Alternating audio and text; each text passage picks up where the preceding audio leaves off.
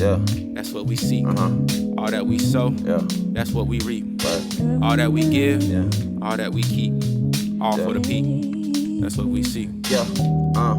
Gotta get into protecting your energy, learning your real enemies, neglecting your enemy. I've seen it all from different perspectives, and when truth is in question, tendencies are deflecting. I can't respect it. Fuck the past, you gotta give. It's all about the present. Since God gave, you gotta give. What was you respecting? They exercise rights, then take truth and stretch it. Type of shit they pull when they flexing a lesson. But in despite of these spiteful things, it's Christmas time, we gotta light up trees. Niggas a trick, treat of the bags like it's Halloween. We have to acknowledge things. You're not a queen till you got a king. Shit, let them sleep, you still got a dream. Cash rules everything around me and make a cream. And when it's no longer real, who you gon' make believe? All in your face, Y'all, making hey, it up like what's it's Maybelline. up? Shit. I am so happy to be back. I'm so happy to be back. It's been a while since I came on and did a live, a pre-recorded live actually. And I'm so happy to be back. I have made over 600 candles in the last 7 days, and it has taken me through there along with working on a new website. So I haven't really had time to come on like I wanted to. So some of these topics I'm about to talk about are a little old, but some others are literally breaking news where we are getting more information as the hours go by. It has been crazy in the news, and it seems like it's going to only get crazier. But before we get into all of that, welcome to my channel. My name is Jessica, and I create content about spirituality, politics, and the Black experience and how it all relates.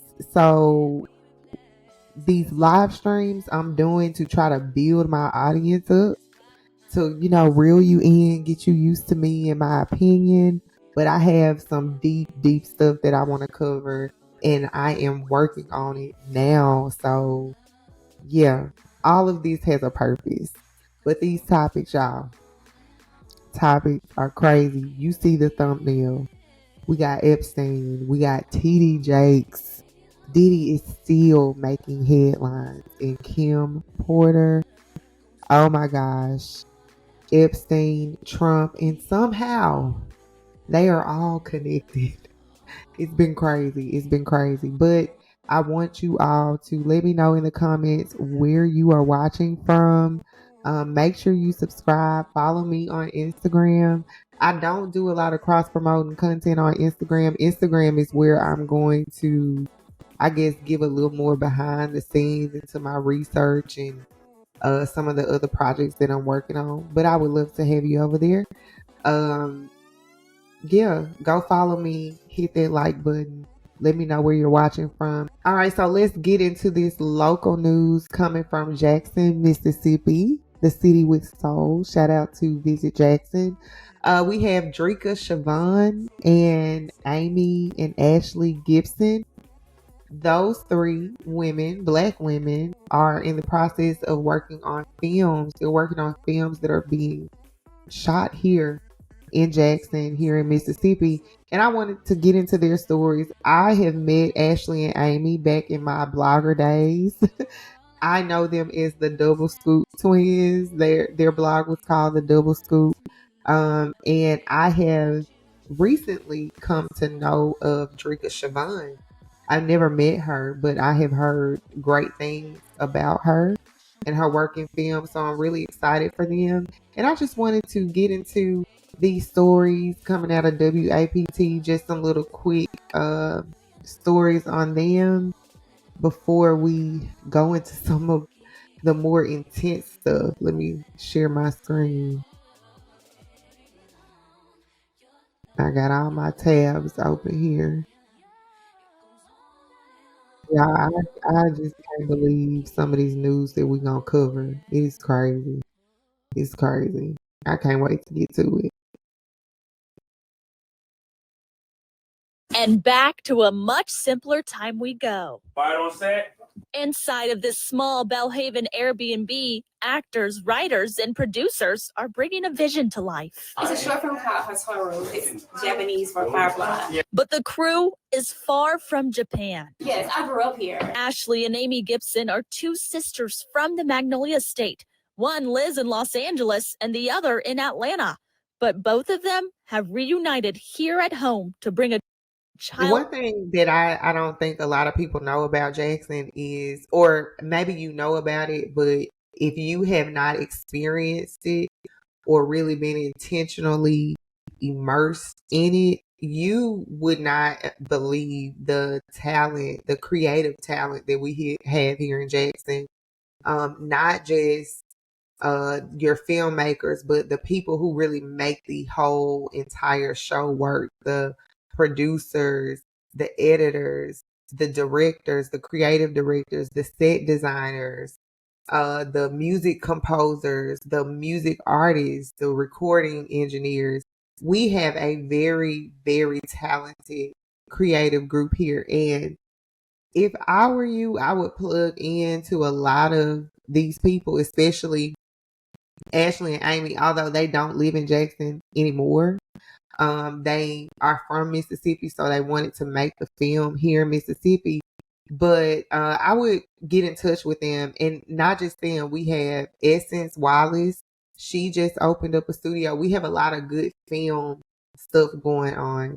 And that's not even getting into the art and the music and podcasters and things like that. But plug into the Jackson creative community if you are not already. So I want to share a little bit of Drika Siobhan's story too. Before we move on, because I know someone that is actually working on her set. There's my cousin in April. She's a makeup artist. Shout out to April. That's what I want y'all to see. See my cousin. But I'm excited about this. I've heard, like I said, really good things about Drika Siobhan. And the people that I heard these things from, I really respect. So I'm interested in seeing how this plays out, because single mom in Mississippi, Black, what happens when she's raising a son? That's a hot topic right now in the streets on YouTube for sure.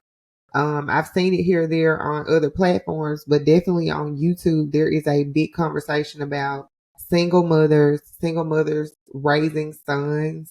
And just the opinions are from one extreme to the other. And so the fact that she's touching on that, I think it is going to be a task to handle right. But I don't mean it in a negative way. I just know that this is gonna be something that people will look forward to. So there's gonna be some expectation.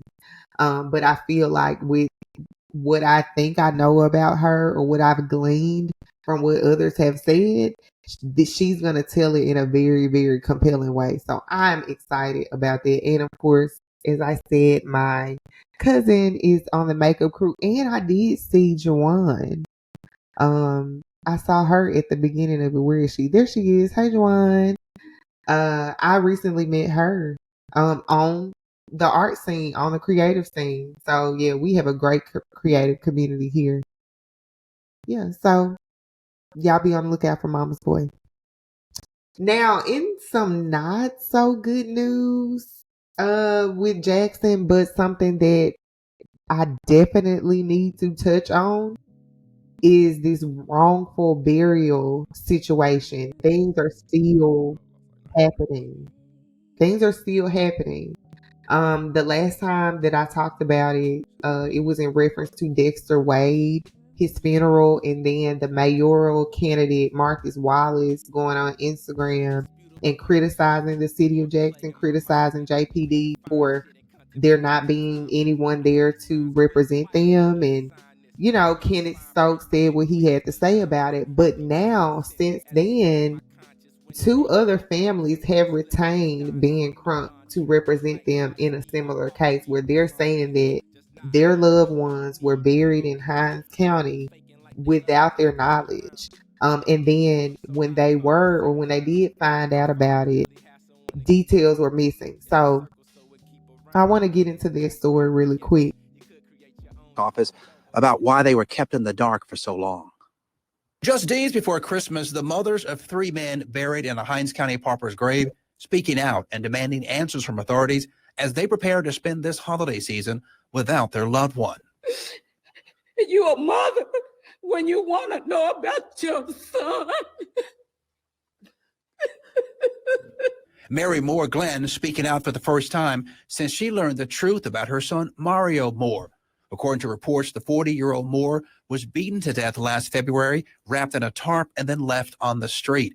Months later, Moore's remains were buried in the pauper's grave, marked only with a number. How they just got him and just throw him in a hole. Awful. Like he wasn't nobody. I reported him in June. He was already dead. And they didn't even tell me that. It's the same story for Jonathan Hankins' mom, Gretchen Hankins, and Betterstein Wade. Wade had been searching for her son, Dexter, for months before she found out the 40-year-old's body had been placed in a bag and then buried in the grave after he was struck and killed by an off-duty Jackson police officer in early March. My heart goes out to all the ladies that's here today. And I know how it feels to find out that your son was thrown away in the ground, didn't contact you, didn't care about you. The women spoke out at a Wednesday news conference hosted by attorney Dennis Sweet and national civil rights lawyer Benjamin Crump. The attorneys representing the families for possible legal action. They called on authorities to come clean about who dropped the ball and why the families were kept in the dark for so long. If you had an investigation, then the detectives or police would go to the family, want to know when he left home, who he's with last, did he have a cell phone? We got DNA, who was friends, who may he been with. Now, more families could be joining the list that these 3 moms are on. According to attorney Dennis Sweet, they're waiting to confirm the identity of 2 other bodies buried at the pauper's grave. For now, we're live in Raymond. Ross Adams at 16. This is bad. It's bad on so many levels because they're already dealing with the fact that their loved one is missing. And this is about holding people accountable, holding officials accountable. There should be a process that is followed. You should exhaust every option in trying to contact their families.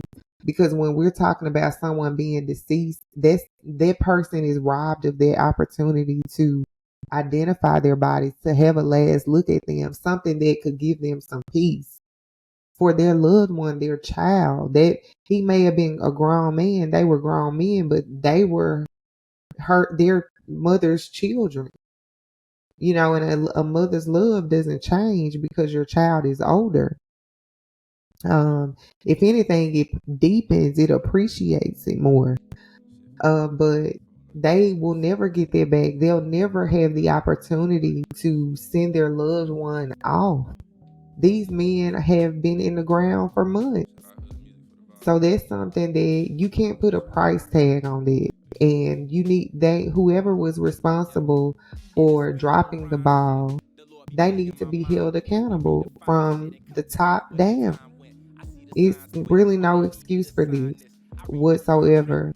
And you know, when being Crump is involved, it can look a certain way. He has a negative reputation. People view him as an ambulance chaser in the Black community. So you know, people see him and they have a certain idea about the case. I mean, I've yet to hear any recent updates on Rasheem Carter. And you can go look on my channel to learn about him. His case I don't even see how we're not still talking about it on a regular basis. It's like our version of Emmett Till. It's horrible. And it also happened here in Mississippi. So this is about holding people accountable and helping these mothers to have whatever little bit of peace they can get out of this. You know, whatever, just they'll probably never have peace because I don't know how they would have peace, but this would at least get them to take the next step, whatever it is, in their grieving and healing journey. And not just them, but the other members of the family who were impacted by this. Now, the last story that I want to get into is also out of Jackson. Well, this one is out of Hinds County. But there was a brawl outside of the courthouse in a case involving Derek Coleman. So I have a video that I want to show, but I want to get into the backstory first, and kind of tell where this is coming from before you see it. And actually, well, let me just set the scene. So basically, these families that were involved in this fight were relatives of Latasha Crump Coleman. She has been missing since July 18th. That was the last time that she was seen. And her family believes that her husband, Derek Coleman, knows something about her whereabouts or knows something about the circumstances involving her disappearance. Now, I personally have seen signs with this woman's photo in her car on them. And I actually stopped because my intention was to reach out and try to find more information about the case, and I never got to it. But I passed by her sign and I pulled over. I still have the photo in my phone. So when I saw this, I'm like, wait a minute. So that's something of what's going on, because I didn't know all the details. But anyway, so December 7th, Thursday, so it's a week ago, a hearing was held for her husband, Derek Coleman. It was about him filing an appeal to be released from jail on bond after violating a restraining order against Latasha, who is the woman that's missing. So we know that there was a restraining order in place, which means that she felt like he was dangerous. Why else would you have a restraining order against someone? She didn't want him around. So according to her cousin, she filed this restraining order against her husband a year from the date. So July the 18th, a year from the date she was missing. So he was found to be in violation of the restraining order, and that's why they were there at the hearing. And the brawl or the fight that happened was because they felt like he should have had on his ankle monitor, which he did not, because apparently the authorities left that up to him, according to the cousin. And 5 people ended up being charged with disorderly conduct after this. So I just wanted to kind of give you an update or a backstory into what's going on, because I do feel like the fight kind of overshadowed the story. But at the same time, I can only imagine how her family feels. They feel that not only is this man responsible, but to some degree, the police or the law enforcement is also responsible, or could possibly be responsible, because she had a restraining order against this man. He violated it. That's why they're there, because he wanted to be released from jail on bond for violating it, and it didn't wear the ankle monitor, and now she's missing. So I understand the anger that her family has, but now it's like her story, in my opinion, was already not getting enough attention, and now the attention is on the fight. Which, some people will say, well, some publicity is better than none, or all publicity is good publicity, because the fight led me to look deeper into it. So, on that end, it worked. But is her story getting out to enough people? And this is why Carly Russell was a problem for all the people that were trying to take up for her. This is why she was a problem, because there are so many Black people, women, children, men missing. And we see in one case where some of them could be buried without their family even knowing. But then on the other hand, her life could be in danger or worse. So we need to keep these type of stories at the top of our minds, at the top of our conversations, so that we can try to do our part in helping her family get answers. Now, that's all I have for local news.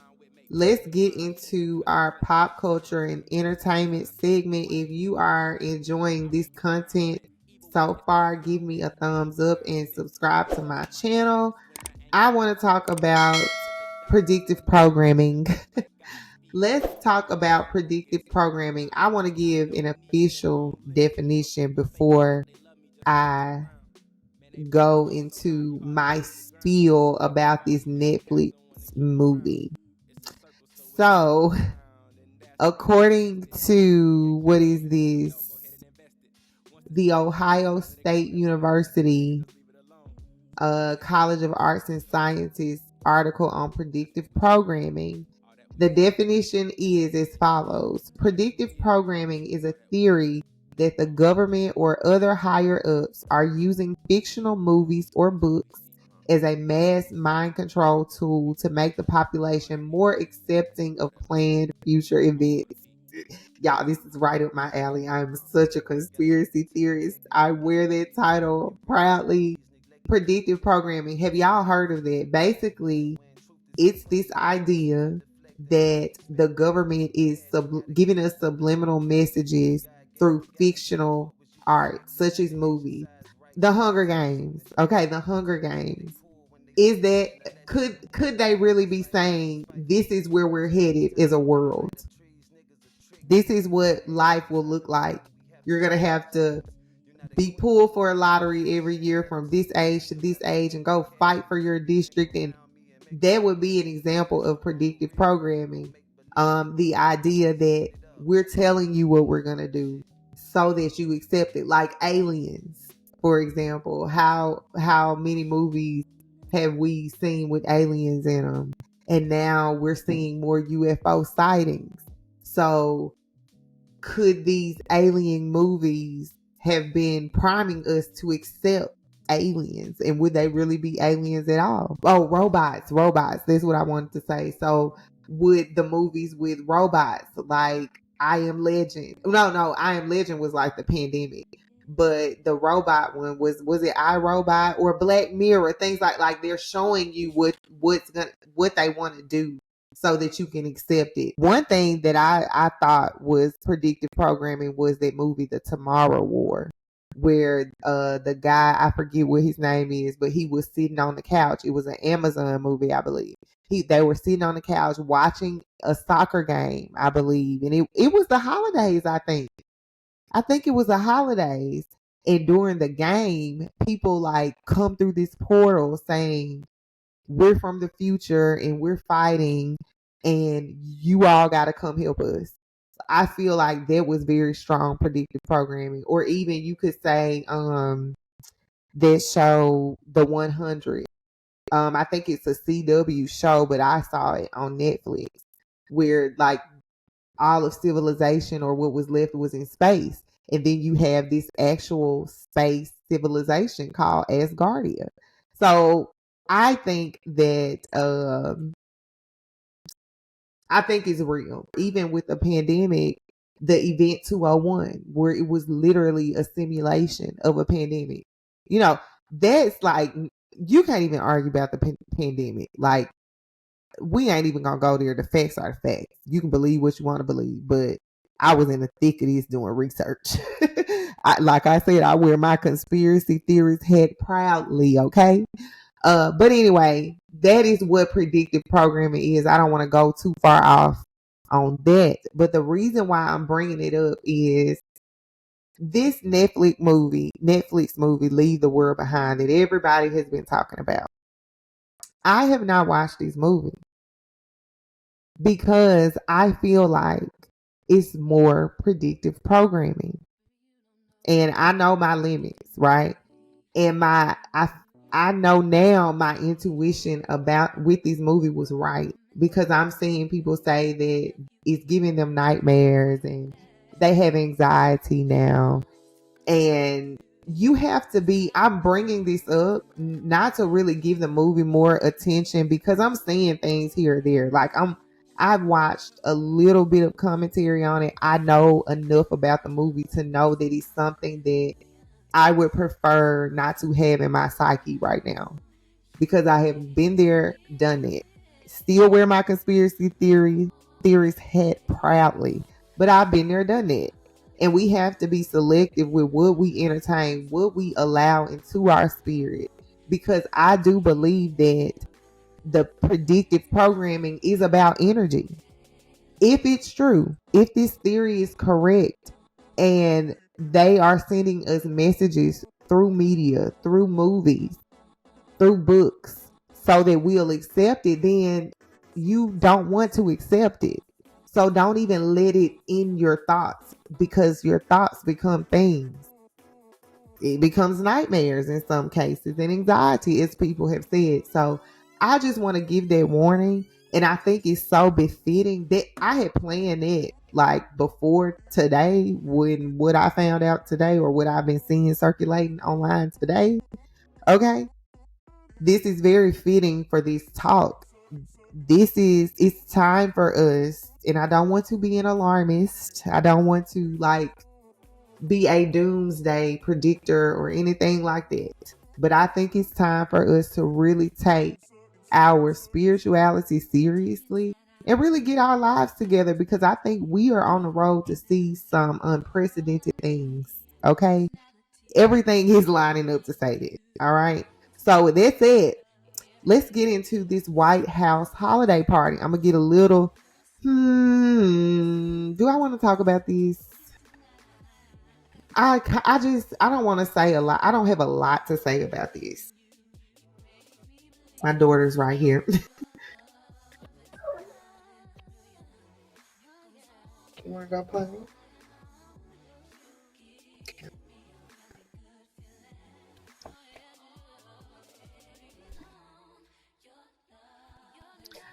Okay, I don't have a whole lot to say about this, but I do want to make a note of who was in attendance. Okay. Because we're talking about politics. We're talking about access to the White House, access to the most powerful politicians, media, journalists in the country. Now, this party is happening amidst a lot of controversy in America.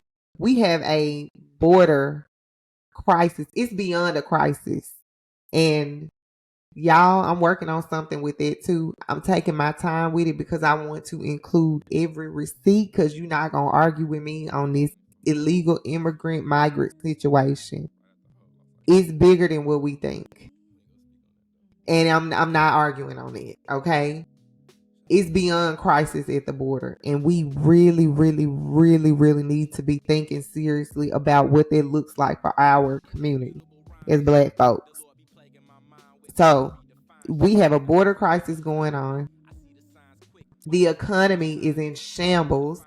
Inflation is ridiculous. The prices of everything is ridiculous. It's horrible.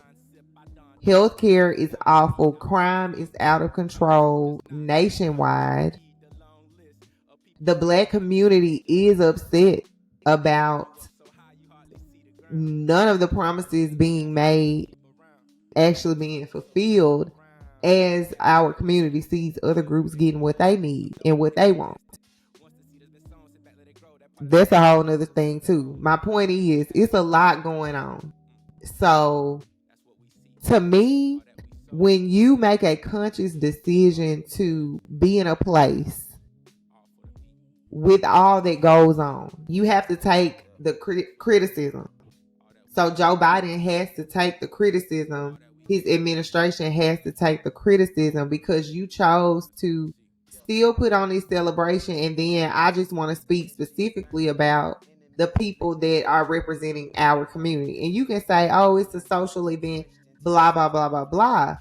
But when it comes to the Black community, they use our celebrities to represent all of us.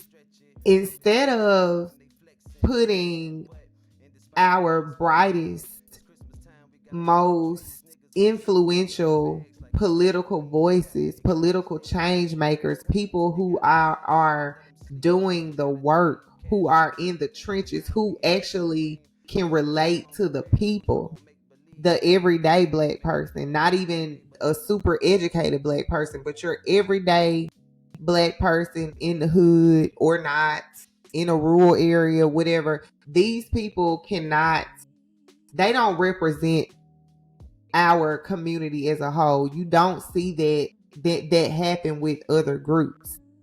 You don't see their celebrities representing them in a political space. Now, do we see situations like what's her name? There's a white actress who's always talking. Like you see some white folks have a little bit of activism, right? But and they're actors, or they're not your A-list white actors, but they are celebrities if you want to be technical. You see them here or there. But you also see entrepreneurs. You see other, I guess, powerful people, bankers. You see people from different industries when it comes to the other. But with us, it's always celebrities, reality TV people, musicians. That's who they utilize to, I guess, keep Black folks in this. I'm not gonna say distracted, but I'll say it's not reality, right? Like when we have Cardi B giving political advice, sure, she's considered an influencer. She can have a voice, right? Absolutely. But you're giving her an interview, right? Why not interview a college professor who studies law or who has a front row seat to the concerns of the young people, who is knowledgeable, who's very knowledgeable in a certain area, and that's what they're there to talk to you about. Why would you prop Cardi B up in front of Black people to have a conversation about what they need? And she don't even identify as a Black woman. So that's very problematic. And then when we're talking about a White House party, a holiday party, why do celebrities need to be there? Why do these reality TV stars? Why is Nene Leakes at the White House? Why is she there? Why is Yo Gotti there? Why is this rapper and Angela Simmons? Like, what are y'all doing there? It is, to me, I find it a tad bit insulting that these people get the access, these celebrities get the access when you're supposed to represent the people. And yeah, they're the people, but they're not the everyday people. My point is, they do this stuff to keep people thinking, or keep people unaware or unbothered by the hidden hand that they have. Or in Joe Biden's case, he don't give a damn about Black folks and what Black people need and want and are demanding. He doesn't care. So instead of addressing that, instead of addressing the border, instead of actually coming to work and showing up and doing something about the things that the American people are complaining about, he throws a party and invites housewives from Bravo and rappers. It's really insulting to me. And it just shows what they think of us. And maybe I'm too woke, but that's how I feel about that. Now, let's get into Jonathan Majors. Jonathan Majors, I don't want to spend a lot of time on this. But I watch Anton Daniels. Let me know if you watch him in the comments. Now, he's someone who I watch for, I observe him. I like the way that he conducts his live streams. I like how he does his transitions. I like how he cuts up his clips. I am a fan of his podcasting style. I'm bringing Anton up because I really could give or take this Jonathan Majors story. I mean, I feel like Black men who choose to be with white women under this oppressive white supremacist government and system that we live in and have lived in forever. If you choose to be with a white woman, you just need to do what you got to do to stay safe. Because, I mean, yes, you are a Black person and we care about everybody Black. But some things you bring on yourself. And there is example after example after example after example of how it goes for successful Black men, sometimes not successful, just being Black and dating a white woman or an other woman. Y'all have to face certain repercussions for that. And that's a decision that you guys make and that you are aware of. You're not ignorant of that. So when this kind of stuff happens, it's like, man, you know what you want us to say. That's your bed. You made it. Now lay in it. But Anton, I'm bringing him up because he made me think about this from a different perspective. Again, that's not to say that I don't care about this happening to Jonathan Majors. I don't care for real. But I never want to see someone be in jail for something they didn't do. And from what I've seen, it did not appear that he was abusing her. And he wasn't actually charged with intentionally abusing her. He was charged with reckless assault or something like that. I bring up Anton because he helped me to see this from a different perspective. Yes, at the end of the day,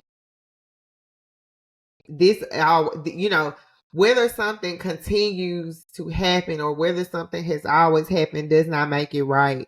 And it doesn't mean, like, the goal is to get us desensitized. The goal is to get a person where I'm at. Like, hey, you slept with the white woman. You want to be with the white woman. That's a consequence of dating a white woman when you Black.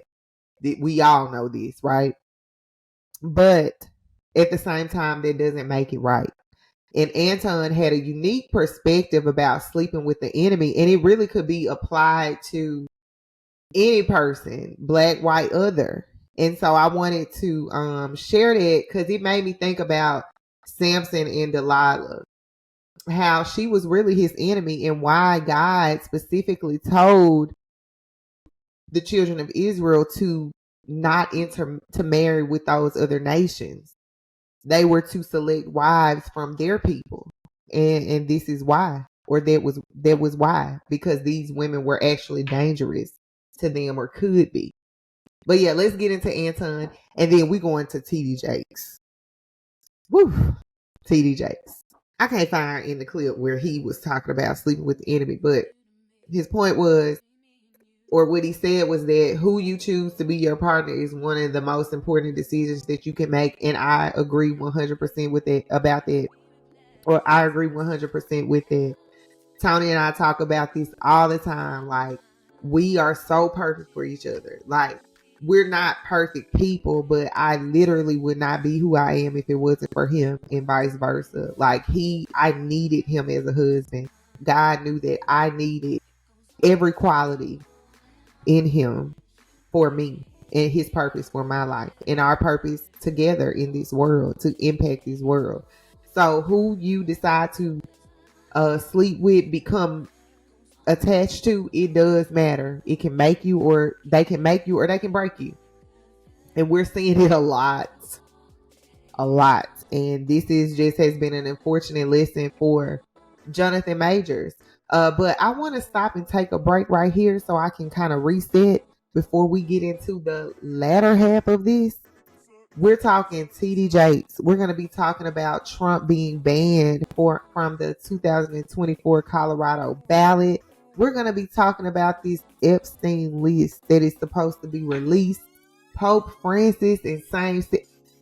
It's a lot we got to get into. So I want to take a short break and let you all know these live streams stream for my members on Patreon. So it's one of my ways to thank you for investing and supporting in my content.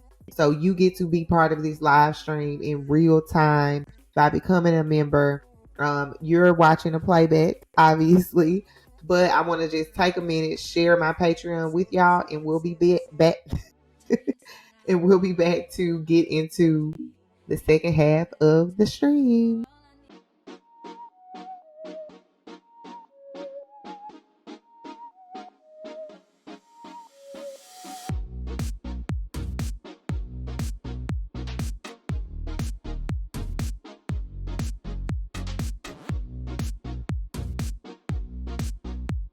All right, y'all. TD Jakes. Let's get into this TD Jakes story.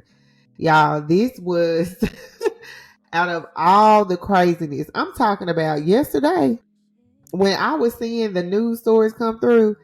I was like, oh my goodness, I gotta get back on live. Like, I could not wait anymore. I had to film tonight. This TD Jakes stuff is crazy. Crazy. And it is directly tied to Diddy. It's part of a much larger conspiracy. And I don't know how I'm gonna break all this down because I want to get into the allegations that are being made regarding Bishop TD Jakes. But I want to talk about Diddy and how Diddy and Kim Porter is related, and then bring it back to TD Jakes. So let's see. Let me just talk about Kim Porter. So I'm gonna try to cover this in the way that the news broke to me from the different creators that I watched. So there was Tough News TV. I'm kind of new to watching him, but his video really, like, between him and Tisa Tales, ooh, they had me on the edge of my seat today. So shout out to them. I'll be using Tough News TV's video clips of it, but Tisa did a whole extensive live stream, and I think she talked about TD Jakes at the end. I was up till 5 o'clock this morning, just flabbergasted.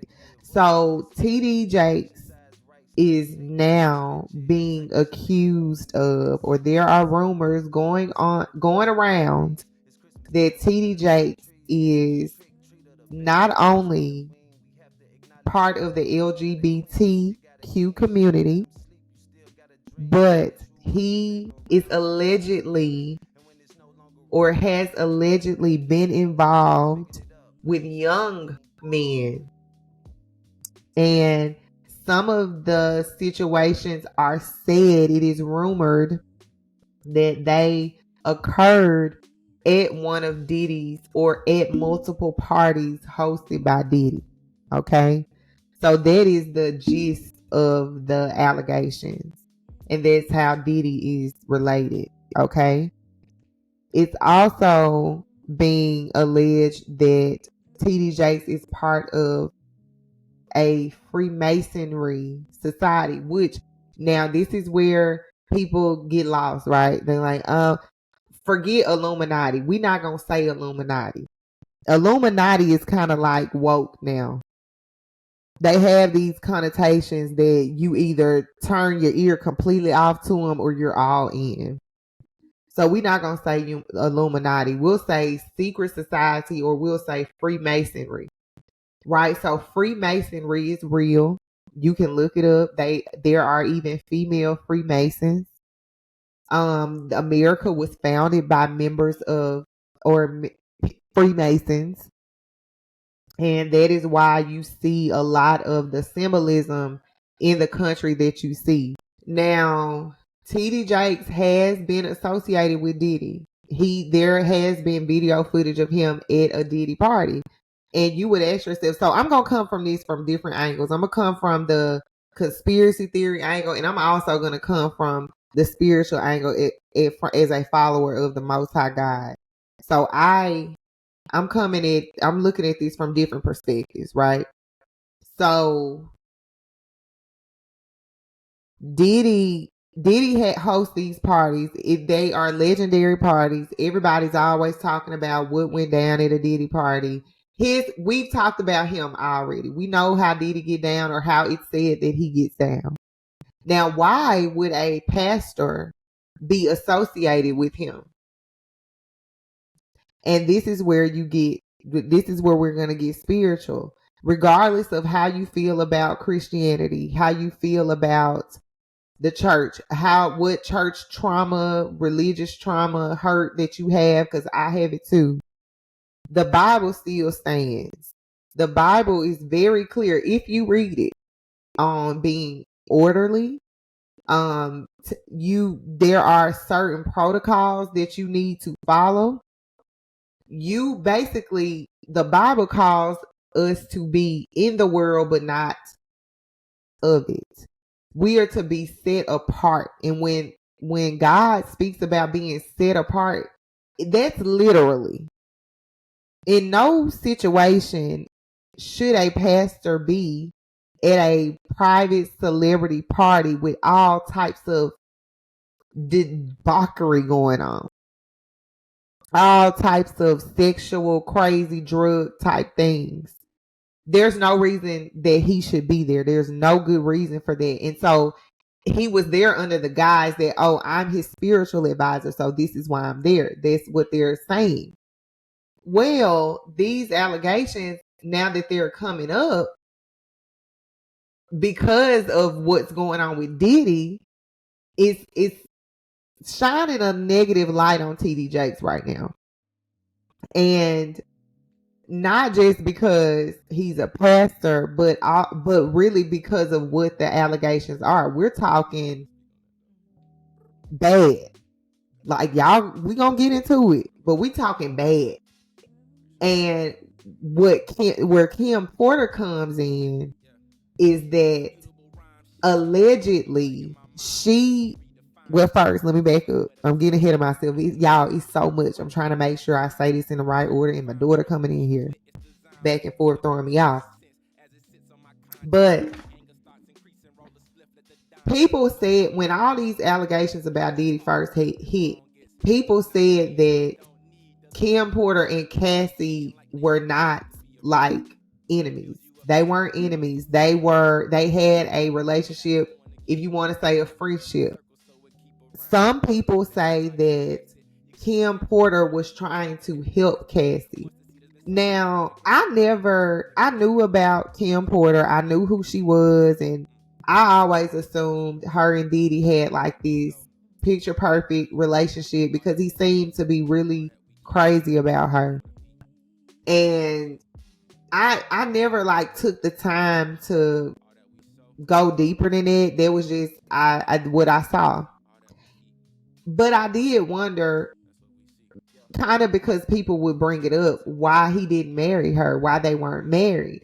And then if you look back at her photos, she seems really happy, unlike Cassie, who seemed more like reserved or quiet and mysterious. Most of Kim Porter's photos are of her smiling, laughing, having a good time.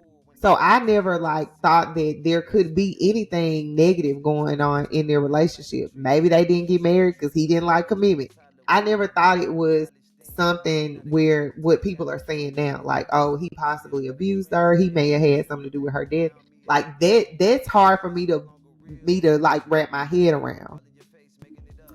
But anyway, it's said that Kim Porter and Cassie, they had a friendship. They somehow, I guess, closer to Kim Porter's death, they were in communication, and maybe Kim Porter had something to do with Cassie moving forward.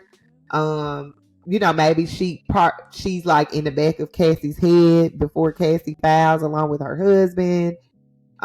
Maybe Kim Porter was actually working on this book that people are, saying that she was working on this tell-all book and she had all these receipts, blah, blah, blah, blah. Go look that stuff up.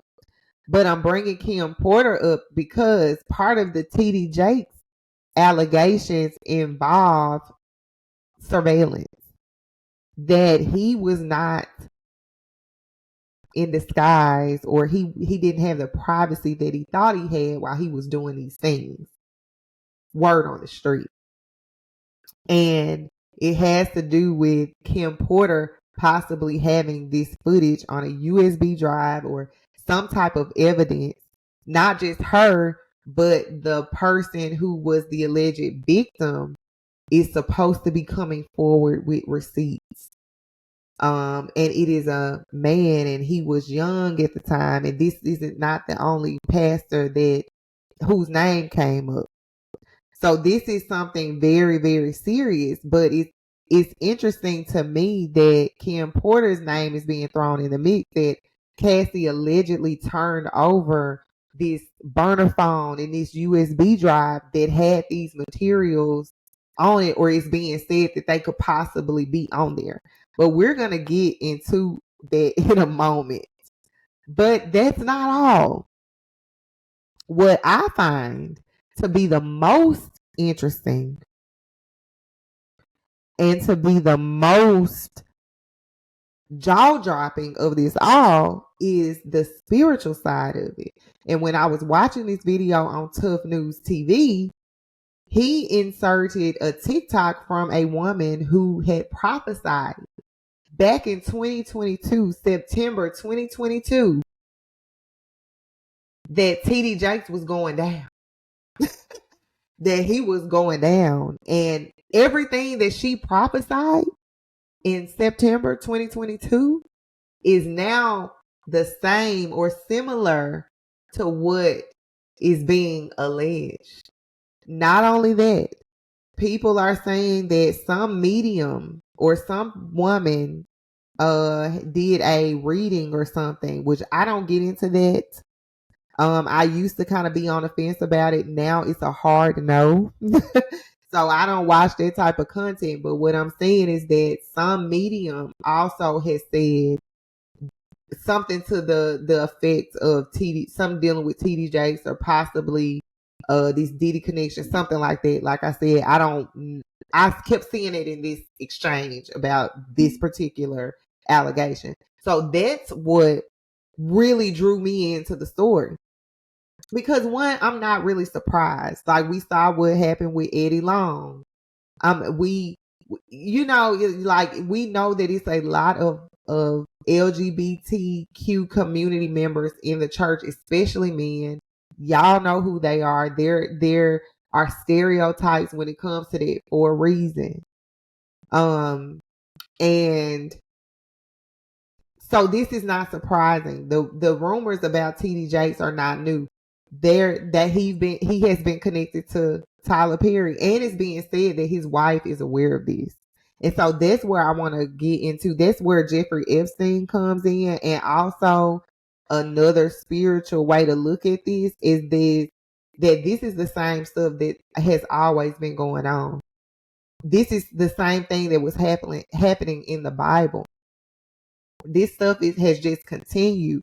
And my eyes have been opened just through reading the Old Testament and actually understanding what was going on during those times, what was going on. And the issue was that the children of Israel were mixing with these people. Well, who were these people? These people were sacrificing children. They were sacrificing other people. They were having orgies and all type of illicit sex. There was homosexuality. There were things that God said, my children do not do. You separate from them. You do not take on their customs. You destroy their temples. You destroy their objects. You destroy them when you get the chance to. God was very, very specific about that. So either you cannot take some of it and not the rest. The Bible is a historical book. So I'm not surprised by this stuff. It makes sense. So let's get into this video. I'm a kind of, I don't know how I want to do this. I might talk with it. I don't know. But I just want to kind of get into this video, and you see like here, like these tight clothes. And I don't know if y'all watch Pastor Darby. I got a video about Pastor Darby that I've been working on for over a year.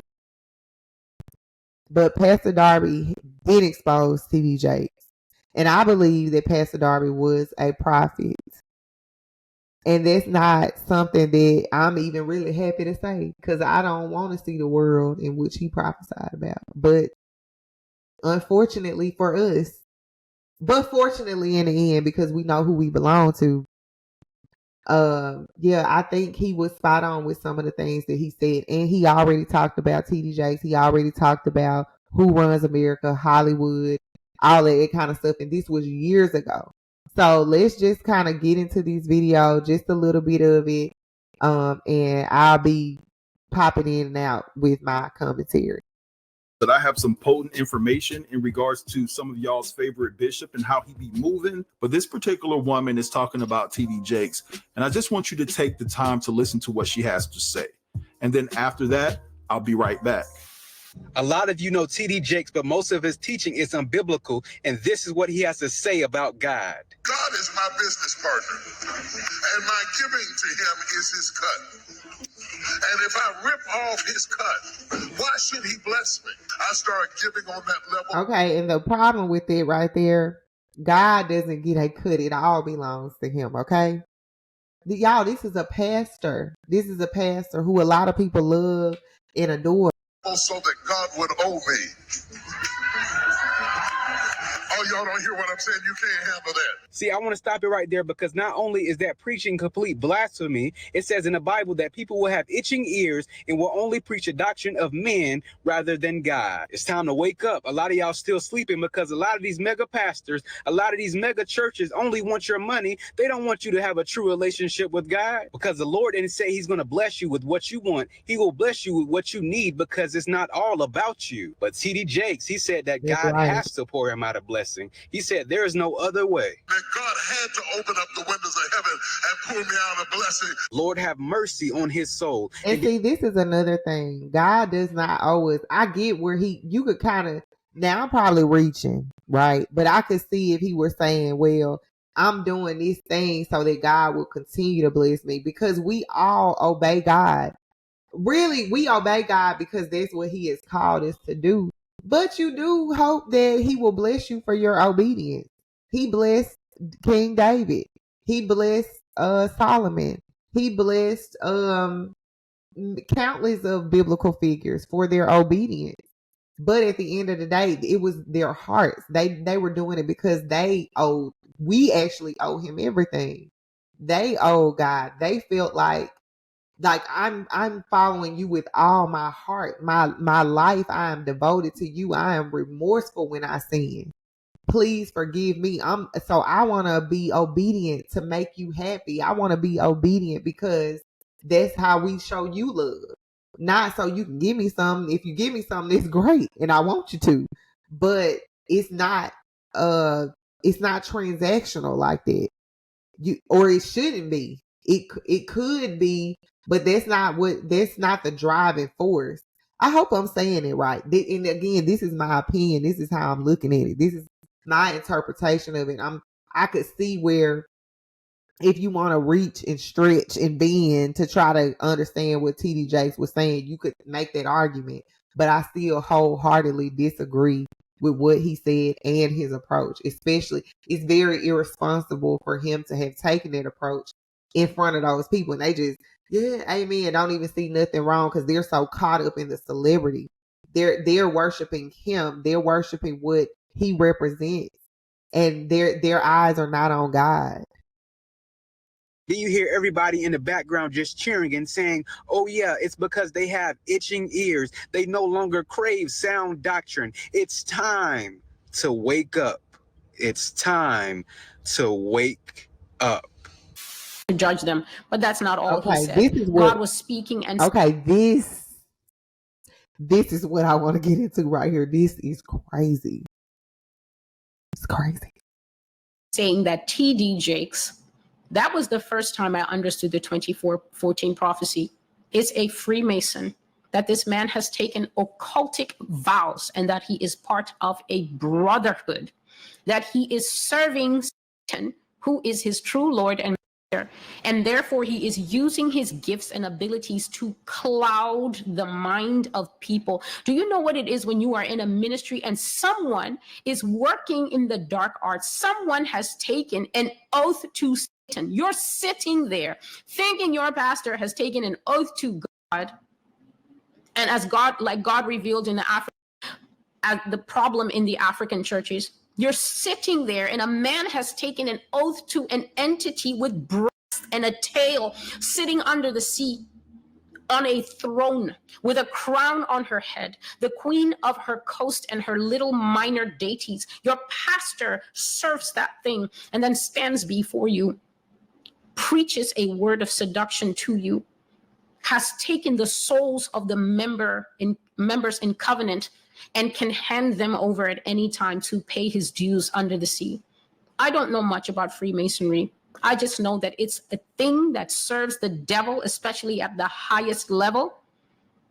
And they're a tight brotherhood that is giving out no secrets. So that is, cornucopia is the second indictment, 2019. The third indictment, no more false prophecy. Ministers who are going to depart the life, because God said the 10-year period has come to an end, and the people he was naming, T.B. Joshua, Frederick Price, even the lady who was still alive, Pastor Marilyn Hickey, he said that it's game up for them, that their corruption is so deep and he's going to take them away. The third indictment. Here we are, the fourth indictment, title of the prophecy, T.D. Jakes and the fivefold ministry. When I woke up today, I heard the Lord said that you will make that video today, the one about T.D. Jakes. That man is going to die in scandal, and I will have no further mercy on him. Next, there will be scandals among the high and the mighty. So I saw a row of thrones seated in high positions. Earthquake hit those thrones. They started to shake, and people began to fall out of the thrones in public and shameful falls. The Lord said that Bishop T.D. Jakes will have one of the biggest scandals of all time in the Christian church, one of the biggest shaming falls before God finally judges him in taking his life. The Lord said this man is not a straight man. He is not a heterosexual man. His name will be named by the people he has been with. All His right, scandal will involve. let's stop there. Okay. So she's saying, this is September, you see the date, that he is going to be called out by the people that he was involved with. So that is what we're seeing today. Okay. Now, the importance, because people will say, oh, the church hate gay people and this, and this. It does not matter how you feel. The Bible is very clear on this, and I'm going to take it a step further, because I had a personal listen. The last couple years, God has really, really, really, really, really moved in my life. That is why I am here. That's why I feel the freedom that I feel. I am no longer bound by the stuff that had me down. Okay.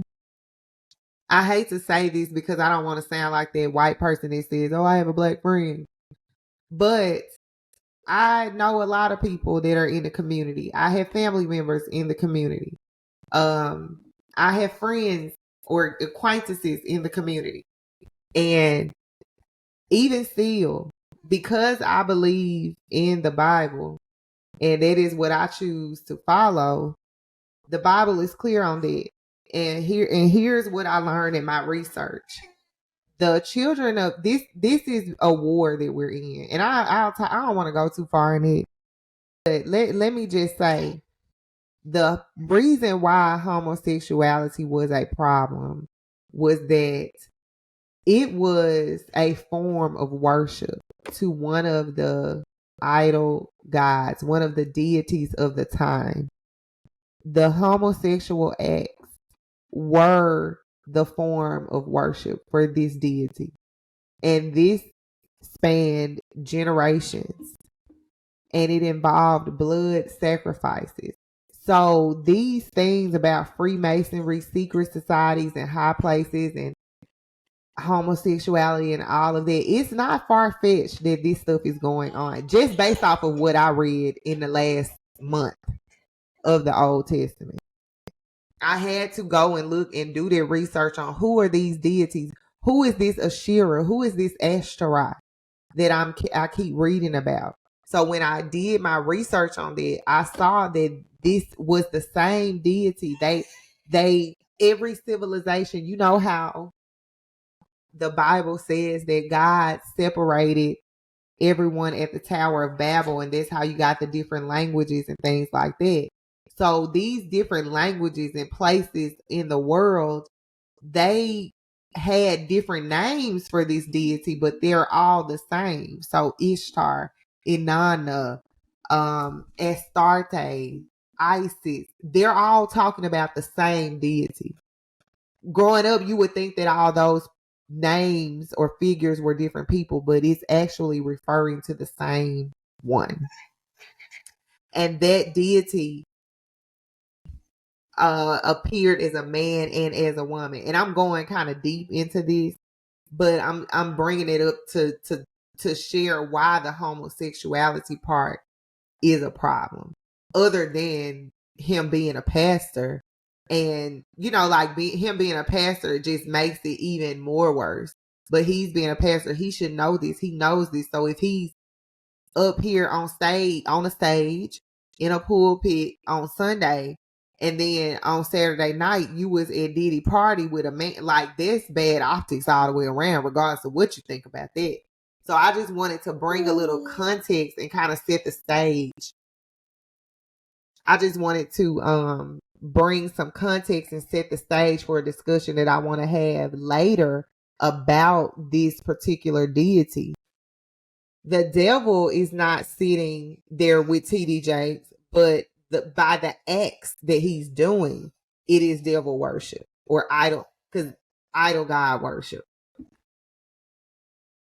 Now back to the prophecy. Evolve his sexual orientation, and God says that this is when people will finally see who they have been following with a lot of these pastors and spiritual leaders. So this prophecy came before the other one. This one is September 1st, that the Lord first said that on top of being a false prophet, on top of misleading people, on top of, he called it financial impropriety, which means that there is severe questions about what happens to money in the potter's house. He says that this man is a wolf in sheep's clothing, that this man is a Freemason, and that he is brotherhood. This is what the Lord revealed months ago in the false prophet's prophecy. But now in this live call, God brought out that this man is not interested in women, but is bent towards males. But not only that, has harmed underage youths and boys. And God says that this scandal will be named by the people he has been with. The males are going to bring out, he says, proof. The evidence this bishop will be fighting is hard evidence. And God says he will spend considerable time, considerable energy, considerable power, and considerable money to suppress that evidence so that it does not come out in the legal battles that will follow. But God said that we are going into an era where the evidence will get a chance to speak. Prepare to meet your God. I will lay them low in a pit and let times pass over them. This is the word of the Lord. I'm sure that's easy to understand. The next part of the prophecy is called TD Jakes. TD Jakes is a homosexual and pedophile. He has defiled mothers. He has used boys willingly and against their will. He is brotherhood, fallen brotherhood, secret brotherhood. He will be exposed, and the filth will hit the newspapers in every country where his name has ever been famous, where his touch has ever been felt. This is a worldwide scandal. To the extent that he defiled, meaning to the extent that he abused and defiled, especially the young ones, let him be defamed. That means let the name that he has left behind in the earth be utterly destroyed. This is the judgment of the watcher speaking in heaven against this man's name and legacy. He will not have any legacy left. God says before this man dies, he will not have any legacy left. He will die fighting for the last shreds of his dignity and legacy. He will die fighting. Listen, those of you who sit on the fence.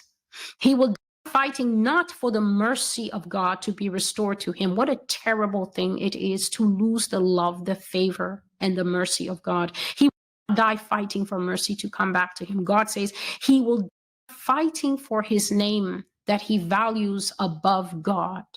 That is the Lord's assessment of him. He will battle in court. He will battle the press. He will battle his accusers. He will battle unsuccessfully to suppress evidence in a court of law.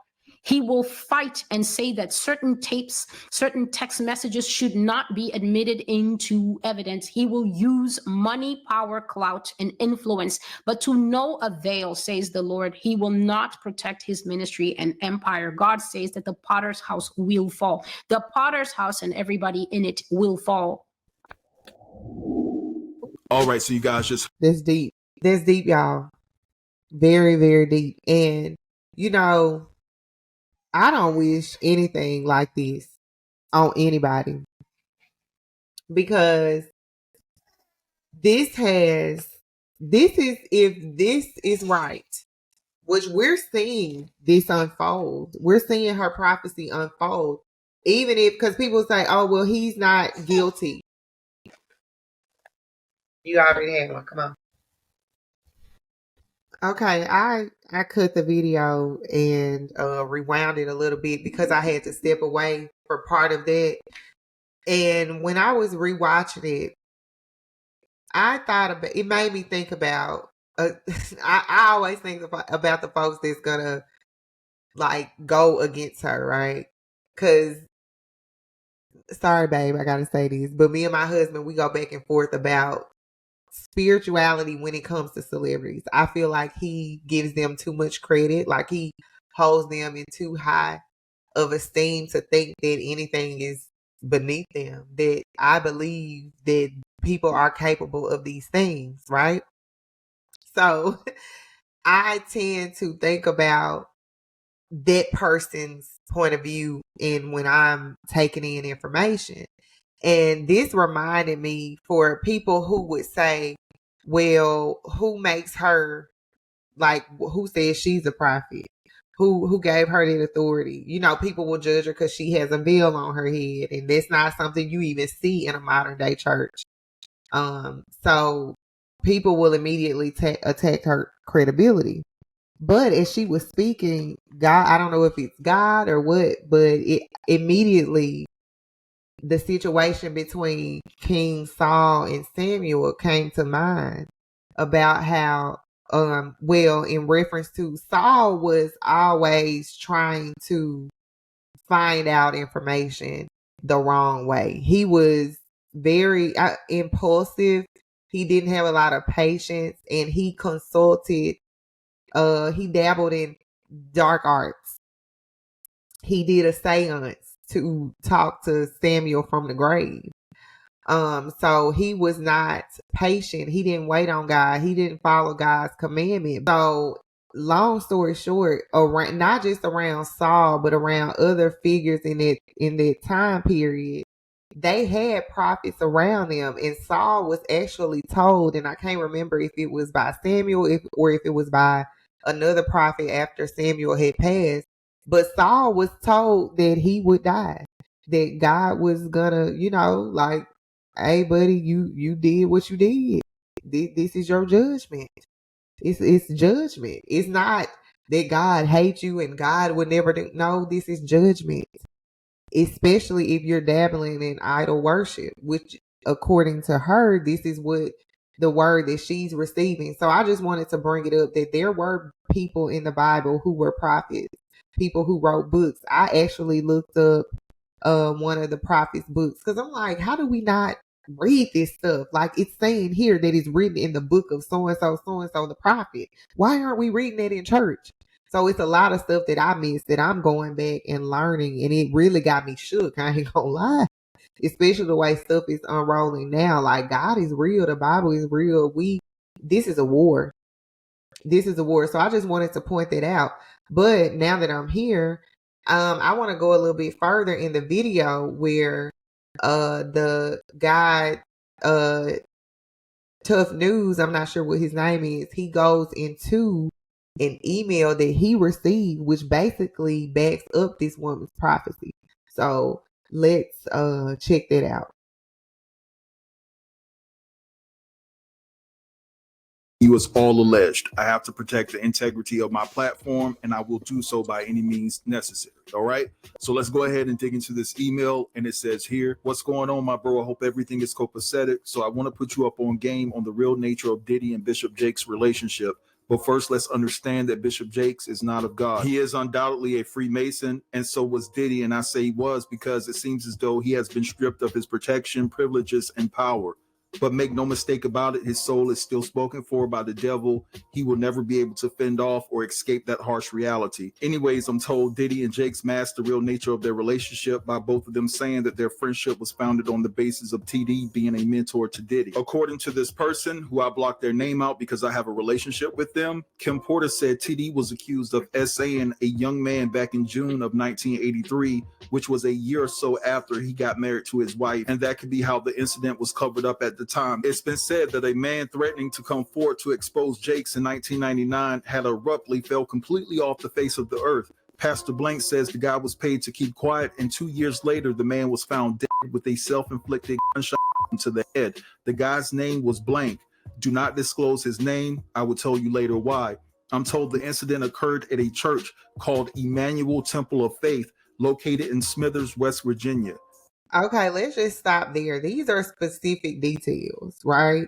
And he's saying, don't say this name, don't say that name. He left that pastor right there, that this is someone that's in ministry. This is someone in ministry. So these are what seem to be credible sources with specific information like this. I just want to point that out. It's also been expressed to me that people from his hometown said that Jakes was always gay and secretly involved with men, and that he was groomed by an older pastor in the area. It's also been said that when Jakes attends Diddy's parties, he would drink enormous amounts of alcohol and smoke cigars in a private section of the home, and later on would be accompanied by young men. But just because Jakes was in a private section of the home that you need to have a code to gain access to this hidden room, it doesn't mean that the bishop wasn't under surveillance. Another fact to bring up is that the bishop's wife never attends any parties that Diddy throws in the confines of his home. So again, why would he need to be at a Diddy party? Why is he at a Diddy party? That alone should raise eyebrows. My baby girl want to be up here so bad. Thank you. There's a reason for that, and it's been said that she knows what's going on and has questioned why she has never been invited. I got to protect this person as well, y'all. I'm sorry about that. Cassie knows about the bishop scandals, and Kim Porter was tipped off by servers that Diddy had used for parties for years to accommodate guests when he throws these demonic events. Kim had a rapport with the staff because of parties he threw in the past for Kim. They reportedly carried a lot of bones back to Kim, and she had all the details. Pastors blank, the late blank, Minister blank, and blank all know who Bishop Jakes really is. Blank said that Kim was going to expose this in her book as well. Remember, I said that Bishop was under surveillance. All right, so you guys just heard that, and I do want to take the time to clear up something because I had to reach out to my plug and get some clarity on this because I was a bit confused myself. So when it says within the email that the incident took place at a church called Emmanuel Temple of Faith, they're not talking about the incident where the guy took himself out. They're talking about where the alleged SA took place. So basically, he was just naming the church. So this is a lot, y'all. This is a lot. And if TD Jakes is guilty of these things, then he made his bed, and he will have to lie in it. It's the choice that he made. For his sake, I hope that this is all wrong, but my spirit agreed with that woman. Because my mind went back to things that I've studied. My mind went back to scriptures that I've read and what I got from them. So my spirit agrees with it. But again, this is alleged. Nothing has officially come out. But It's a lot. It's a lot to take in. A lot of people would be hurt. This would have a domino effect on a lot of things. And the devil's main job is to win souls. The Satan, the enemy, however you want to refer to the Antichrist, the figure, the spirit, the evil spirit that is opposes God, its goal is to take our salvation, to take our eternal life as God's chosen people, as those who God loved, as his creation. And so to do that, he needs, or this entity needs souls. It needs people. It needs its army. And if you believe the Bible, the Satan has an army. Lucifer has an army. And if you call yourself in God's army, then you have to know that you have opponents. And their goal is to get you out of your salvation like them. So, of course, TD Jakes would lead people astray. Of course, he would do something that would jeopardize the faith of millions of people. There are some people who would never believe in God after this. I mean, and I hope my mama don't get mad at me for saying this, but we left the church when I was young because news had come out that the pastor was gay, and he was a married pastor. So we left it. You know, that hurt my mom for a long time. I don't know if she ever even recovered from that, because I remember that's where my foundation came from with the church, from my mom, because she had us there. But you know, it turned out that she was being misled. So this has a lot of negative consequences. So I don't delight in this. Some people are taking it as gossipy, and to me, this is so much more serious than that. I'll talk about Pope Francis and the same sex couples, because again, all of this stuff is really related. You know what? Let me just run through them. So Trump was banned from the Colorado 2024 ballot. And it just shows that they are desperate to get Trump the hell up out of here, okay? The Democrats hate him. They know that he will win if he is able to win. And a lot of people are saying that this was a mistake, that if the Supreme Court does not overturn this, America will go into civil war, which I hope nothing like that happens. I hope that this is found unconstitutional.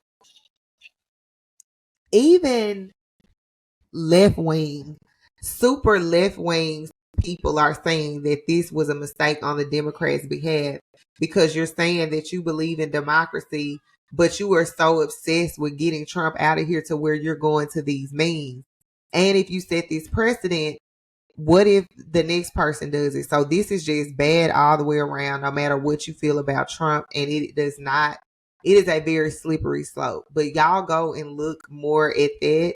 Also, in reference to Jeffrey Epstein, however you say it, again, he is the center point of all of these sex scandals, these celebrity Hollywood scandals, because he has been said to have arranged a lot of these things. Now, this is where Tisa Tales come in. Her channel, she did a very good deep dive on Jeffrey Epstein and Diddy's connection, how they could possibly be connected. And if you did not know, the list, the infamous list, the Jeffrey Epstein list is supposed to be released in January 6th, ironically, which is the same date of the Capitol insurrection a couple years ago. So 2024 is looking like it's going to be very wild. I'm buckling my seatbelt, and I'm going to just say it like that. But that list is supposed to be released. A lot of people are thinking that it's just going to be full of redacted names, that we're not actually going to see anything. Other people believe that some folks are going to pay or appeal to have their name removed so we don't find out. I don't remember who was on the list, but it's being said that the Obamas, the Clintons, John Legend, Chrissy Teigen, Jay-Z, Beyonce, Oprah are among those who were on that list. And being on his list is not a good thing. Now, what I have to say about this, and then Pope Francis, who is at the Vatican, supposed to be the supreme figure of Catholicism. He has, I guess, approved something regarding same-sex couples. I don't know. But all of this stuff is related in that we are in a war, y'all. We are at the height of a spiritual war. I ain't gonna say height, because according to scriptures, it's supposed to get worse. But we are the veil is being lifted.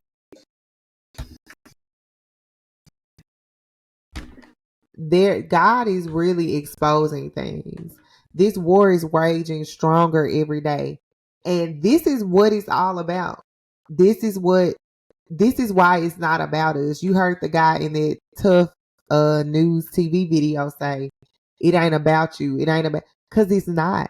And that's something that I struggled with when I was, going through my depression from the church, my church and religious trauma. I really struggled with, why me? Why my people? Why did God make life like this for Black people? Why do we have this plight that is worldwide, that no one listens to us? They don't value our lives. We don't value our own lives. Our community has been destroyed. We don't know where we come from. And what God showed me is that this is a war. It's always been a war. It's not about the Black community. It's not about white folks. It's a war between good and evil. And the enemy has used these different things to further the war, to further the evil, to cause more hearts to turn against God, to drive more people into hell, if you want to say that. But this is a war. It's not about us. It's about that battle of good and evil, and God destroying evil for good. So we're just here for the ride. And it didn't start this way. This is an age-old, centuries-old beef, war. This is a battle that began way before us. And it just, it makes so many things make sense. This is why some people were casualties of war, because that's just how it is. Because it's bigger than an individual. And we know what's gonna happen. God is gonna fight to the end, and we know that He's gonna win. So this is a time where we gotta decide what side we're on, and we have to be very spiritually strong. We need to be doing things to really get our spirits right for what we could possibly encounter in the coming months, years, generations, whatever, however you want to say it. We just need to be getting ourselves together, y'all, because this is crazy and it's only heating up. Like I said, I did want to mention something about the immigrant situation, but I think I'll just do a separate video for that. That's all I got for y'all. My baby girl is sleepy and she is tired of me talking and pulling her up and down. So I'm going to end it here, y'all. Thank you so much for watching. Let me know what you thought about some of these topics in the comment section. If you want to see links to these stories, full links, I'm actually probably going to go ahead and put them in the description box just because this will be on YouTube. But if you want to be part of these streams in real time and support my work, please become a member at Patreon. Everything is in the description box. And I will see you all in my next video. Have a good night. Peace.